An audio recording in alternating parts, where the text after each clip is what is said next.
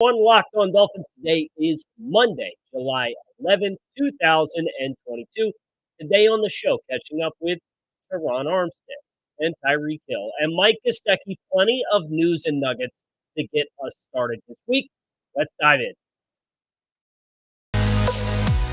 You are Locked On Dolphins, your daily Miami Dolphins podcast, part of the Locked On Podcast Network, your team every day.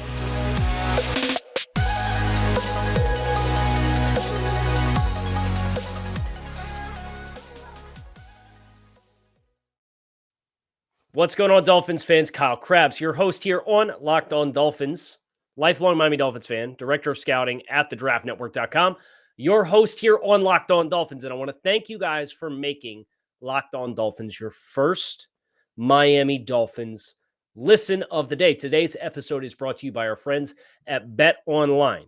They have you covered with more props, odds, and lines than ever before. Bet Online is where the game starts. And usually, kind of the running joke with the NFL is anytime like there's some bad press or headlines or things that they got to put out into the open in the public eye, it's the Friday afternoon news dump. And it's usually like Friday at 4:30, right before the end of business day at 5 o'clock, going into the weekend, usually going into a 3-day weekend. And they just they'll throw it out there, or when something else is happening in the world, they'll be like, oh yeah, by the way, so-and-so suspended for whatever games or whatever else. That's kind of the joke with the NFL is there's a Friday afternoon news dump that happens going into the weekend. Well, here on Locked On Dolphins, we're kind of the yin to the yang here, because we have the Monday morning reaction to Terron Armstead at OL Masterminds and Tyreek Hill and his latest podcast with Jaylen Waddle and some of the words that were taken from that show and manipulated or taken out of context or taken in context and whatever else, or focusing on a very small piece of a larger conversation. And then you also have Mike Gesicki. So we have a bunch of layers to today's show, which is usually, this offseason content stuff. It's usually a lot of big picture and macro and looking at the Dolphins franchise as a whole, because you don't have the minutia of getting into preparing for a game on a week-by-week basis or in training camp, all that jazz. Well, we got a bunch to get into, so let's dive right in today. And let's start with Terron Armstead at OL Masterminds. Now, if you're not familiar with what OL Masterminds is, OL Masterminds is an offensive lineman summit that's put on by some of the best linemen and some of the best trainers for NFL offensive linemen. And you get high-level rookies, you get college players, you get other offensive linemen across the NFL, and they all get together for a couple of days, and they talk about technique and fundamentals. It's really, if you're a football junkie, it is like a dream come true to think about Ryan Jensen and Terron Armstead and Jason Peters, just as examples of some guys at Willie Roaf, Steve Hutchinson, all getting together and like sitting down, Mark Schlereth and Brian Baldinger, and talking about fundamentals, tricks of the trade, and improvement at your craft. And I know for some people that's a little unique, right? It's like, why would you share your insights on how to play your position at a high level with players that play for other teams? So I understand the question that exists there, but there is always that, especially in the offensive lineman. You get a lot of that brotherhood feel. And you now see it in other positions too, with tight end with Kittle and Kelsey and Greg Olsen. You see it, there's some defensive lineman stuff. There's some quarterback stuff. But this O-line Masterminds, I think this was the 6th year that it's taken place, and Terron Armstead has always been at the forefront and a very prominent figure in these expos, offensive line expos, effectively. Well, I didn't get a chance to go myself this year, but several members of the TDN team, Joe Marino, the Draft Network, if you're unfamiliar, Joe Marino, who I do Draft Dudes with, Keith Sanchez, who worked for 5 years with LSU in player development and came to TDN from LSU. Carmen Vitale, who used to work for the Tampa Bay Buccaneers, and Brooke Cromer, whose father is Aaron Cromer, offensive line coach of the Buffalo Bills.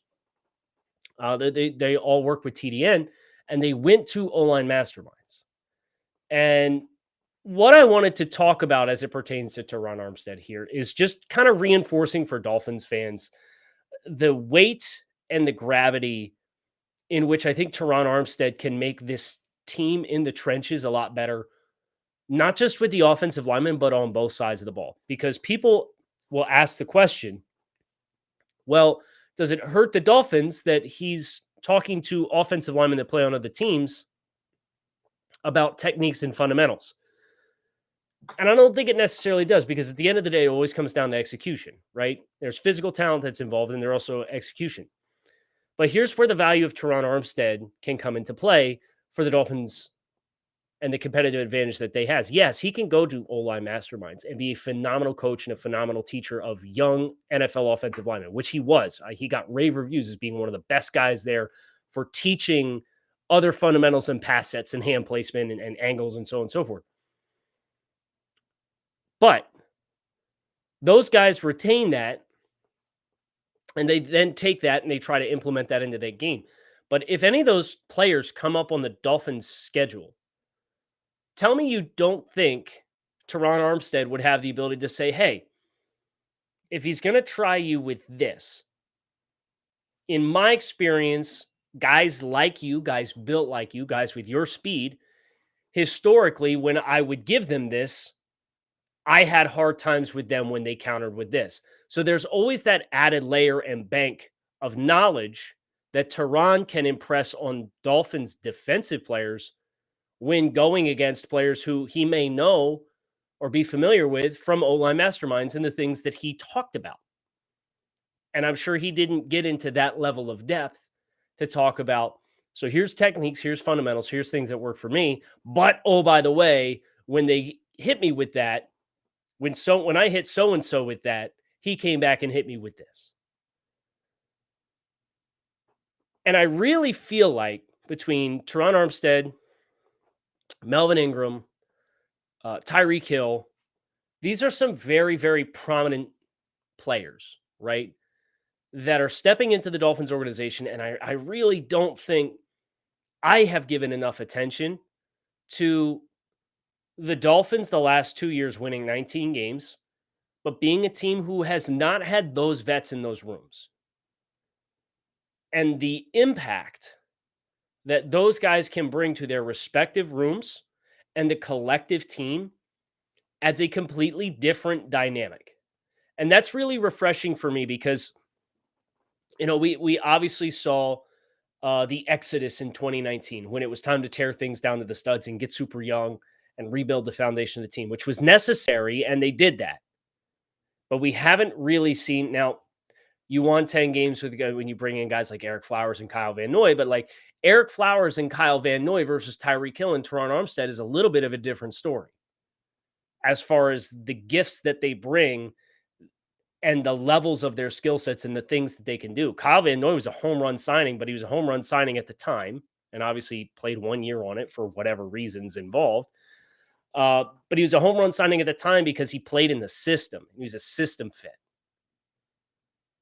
Eric Flowers stylistically fit what you wanted to do, but Eric Flowers was also somebody who historically for his entire NFL career struggled to live up to the expectations that you had for him. So I don't know that I've necessarily appreciated fully what the veteran influx of elite players can do from an educational standpoint for the team until, hearing the reviews from my coworkers who went to O-line Masterminds this past weekend and listened to Terron Armstead speak. And it's really on the front of my mind because I'm excited sitting here digesting and just hearing some of the things that he talked to the offensive linemen about. And how he can impress that on the Dolphins offensive lineman, but then how he can also get in a room with the Dolphins defensive lineman and talk about ways that, hey, in practice today, I hit you with this. Next time I hit you with this, come back and counter me with this maneuver. So very exciting to hear the reviews that Terron Armstead got. And I thought you guys would enjoy hearing that as well, because I definitely saw some of the clips of him talking briefly, get a little bit of run on Dolphins Twitter over the weekend, which is really fun. BetOnline.net is your number one source for all of your betting needs and sports information. Find all the latest developments, league reviews, and news, including Major League Baseball, NFL futures, all the fights, golf, boxing, UFC, you name it. Head to the website today or use your mobile device to learn more about the trends in action. BetOnline is where the game starts. Our next hurdle here on the show is talking a little bit about Tyreek Hill and Jaylen Waddle, who got together and did the latest episode of It Needed to Be Said, which came out on Friday. And kind of same thing as the week before when it was Tua. I took my time listening to it, knowing full well there was going to be something that was taken from that show and everybody was going to lose their collective minds over. And for this time around, it was Jaylen and Tyreek talking about Tua Tagovailoa, who he is. And naturally, anytime Tyreek is going to talk about Tua Tagovailoa, it's going to be the headline. It's just, for whatever reason, that's probably because people know it manufactures a visceral response from Dolphins fans on social media. But Jaylen and Tyreek talked about the usual strike zone that quarterbacks have to showcase their skill sets. And they were very complimentary throughout the entire discussion of what they believe in Tua and how they think Tua is going to perform this year and the skill set that exists, and Miami having equivalent talent in Miami to what the Chiefs had around Patrick Mahomes to make him help him have as much success as he did early on in his career. Now, setting expectations at that point, I think sets a dangerously high bar at times, but it's up to everybody individually to manage your own expectations, right? And you are going to fan the way that you want to fan, and you have the right to do that. For me, I still am going to approach this season, specifically with the quarterback position, with cautious optimism, while also trying to be as neutral and receptive to new information as I possibly can be. I owe that to you guys as the fan base to be as objective as I possibly can be. I owe that to each one of the players on the roster to not be stubborn with an opinion that I had on who they were and not apply new information, especially in a new system, to change my opinion as is required based on the play on the field. But as it pertains to these comments between Jaylen Waddle and Tyreek Hill, there was, they said they think he's really going to play well, but he effectively said this is probably his last year. And I think that does not do this conversation justice.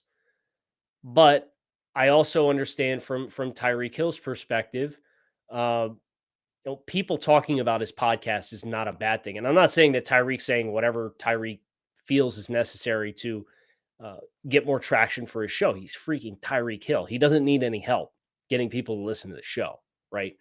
But I do think it is a shame that aggregation of headlines coming from that podcast took that quote from that angle and naturally spun it into a negative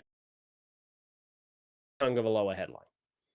You can do a Tagovailoa. You can be supportive of Tua Tagovailoa. But if you're a Dolphins fan, we should all be supportive of Tua Tagovailoa and hopeful for Tua Tagovailoa, given he is the team's quarterback. But if you are one of the Dolphins fans who has your reservations and is not bought in and is highly skeptical and pessimistic for this position for whatever reason, you do you, right? Like I get it. But it certainly is disheartening to see from a coverage of the team perspective. They went on for Tua and with all this complimentary discussion points, and 15 seconds of it is really what everybody's headline for everybody's story is on Sunday afternoon. So stick to Locked On Dolphins, stick to the other local coverages. That would be my recommendation. There's a lot of great Dolphins resources out there. I just don't think very many of them are on a national scale. Now, guys like Marcel Louis Jacques and Cam Wolf, and Jeff Darlington, like guys who work on national platforms but have ties to Miami, they're all phenomenal. And they're very much worth your time. But especially this time of year when we're all ready and waiting for football, like don't let yourself get bludgeoned over the head with it. Would be my encouragement to you as Dolphins fans. And let's keep this optimism rolling. The last thing that I have on my queue today to talk about is tight end Mike Gesicki, who has until Friday to agree to terms with the Dolphins on a contract extension at 1 p.m. Eastern Standard Time. But NFL Network's Mike Garafolo reported the Dolphins have, quote, not really engaged Gesicki's agent regarding a new contract, a long-term contract extension. And my immediate reaction to this, and if you're familiar with my opinions on Mike as a player, Mike fitting within scheme, Mike being a more scheme-specific type of talent, collecting adequate information. You could tie this back to the contract questions I've received recently with Tua Tagovailoa. My immediate reaction to this headline is good. Good, and it's nothing to do with the quality of Mike Gesicki as a player. But it does have something to do with not making hasty decisions before you have to, when you need more information to make an educated decision that is in the best interest of you, the team, and the player. What do I mean by that? We've obviously heard the headlines that the Dolphins put some George Kittle tape on for Mike Gesicki and tried to find the overlap and have challenged him this offseason to approach the position a little bit more like some of the usage opportunities for George Kittle. And maybe that's just as a receiver. Maybe that's just in the slot. Maybe that's just when you're the split end or the flanker. But George Kittle plays a significant amount of snaps with his hand in the dirt as an inline tight end. And for a run-heavy offense, it's going to be critical that the Dolphins get plus play in that role on the offense. And if they ask Mike to do that, or if they ask Mike to improve there and be that player, I don't know that story is going to end well, because Mike is the same archetype of a player now, a better version of it, but the same style of player as what he was at Penn State. Never a guy who put his hand in the dirt. He's a receiving tight end who wins vertically down the field, stretching the seam, and in the red zone by playing high above the rim. That's what he does. That's what he's always done. And asking a player to change his stripes and become something that he's not, slippery slope. So from the perspective of, hey, you're on the franchise tag playing for $12 million in fully guaranteed money this year, or $11 million in fully guaranteed money this year.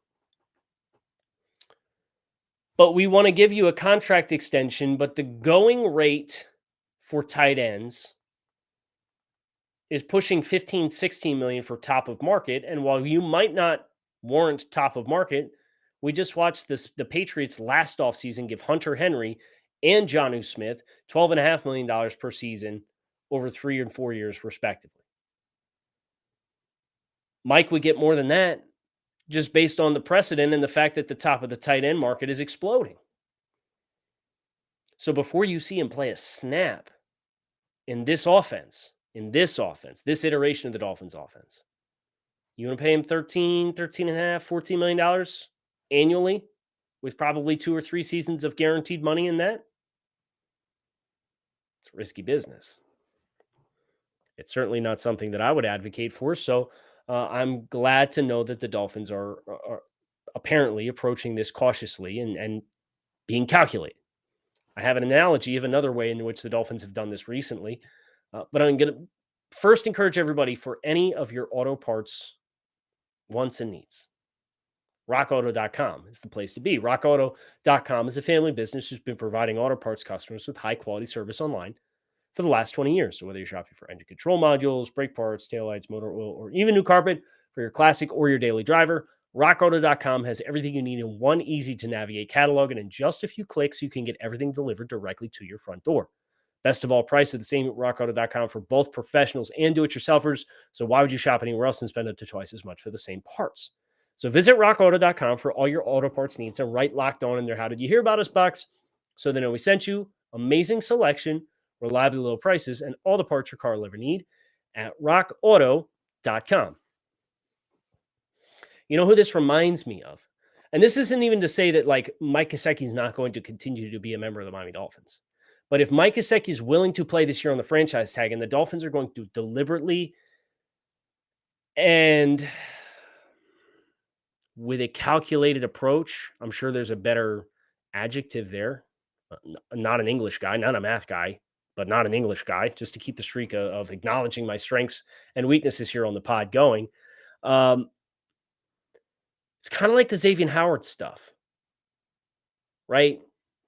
The Dolphins proactively signed Xavier Howard to this contract extension. He plays a premium position. He's obviously showcased himself as somebody who can manufacture turnovers, but they get him on this early contract extension.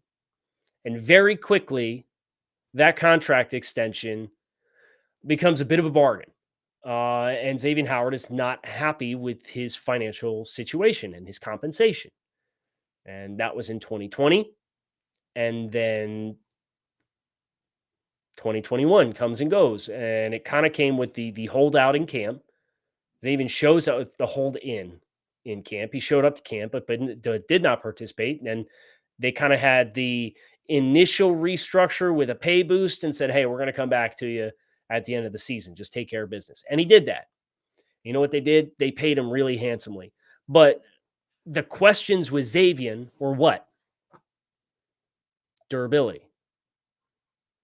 So, and yes, there was some ugly allegations of off the field stuff that legally resolved itself, and the Dolphins and Xavier Howard continued focusing on football after those allegations came to the conclusion that they did.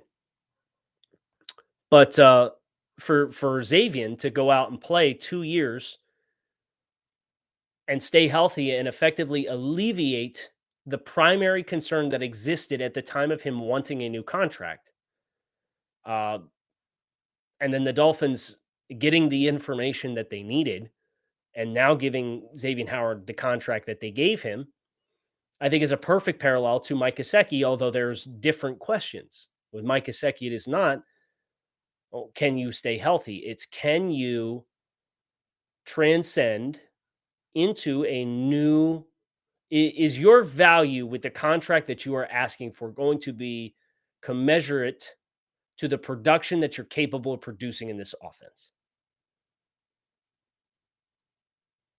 Because if the answer is no, then we're probably going to find a way to go in a different direction. But because the financials for the tight end position, it's over a multi-year sample size, and the tight end market has really only started accelerating the last couple of years. So financially speaking, although tight ends are one of the greatest mismatch weapons in the game on offense or defense these days, the financials have not caught up to that. And it is a cheaper position to pay top dollar for relative to wide receiver, which is getting twice as much money for top dollar. Literally twice as much money. Tyreek Hill's getting $30 million per year, and your top tight ends are 15 and change, 16. Yeah. So would you rather pay a top flight tight end? And I don't think Mike's in tier 1. And he's probably, if he's in tier 2, he's probably towards the bottom of tier 2. But that's because of the multiple dimensions that some of those top tier tight ends can bring as far as where they can align and what they can do in all phases of the position. Because if you're a tight end who's only receiving tight end, well, then you're not really a mismatch weapon. You're a big-bodied receiver, right? Tight ends who can block and receive, those are the ones that move the needle. Those are the tier 1 guys. So Miami kind of, if Mike's going to play on it, let's take our time. Let's get more information. And the parallel that exists between that and Xavier Howard of, can you stay healthy? Okay, We'll meet you in the middle a little bit, but we're not going to make the big commitment. Go ahead and prove it. And he did. So I think this is one of those things that will probably come all back to Mike. Will you put together a season that commands $13 million per year? And if he does in year one of this new offense, they'll probably end up having to pay a little bit more in the grand scheme of things, a couple mil more per season. But that's cost well spent to have the peace of mind to know I'm not paying a guy for what he's done in the past.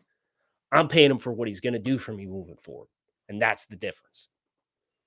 Hope you guys enjoyed today's episode of the show. May or may not be having a special guest return this week on Locked On Dolphins, which I'm very much looking forward to. So plan accordingly. Kyle Krabs, Locked On Dolphins, fins up. Your team every day here on the Locked On Network. We don't just say it, we live it. Make it a great one. And I will talk with you guys again tomorrow.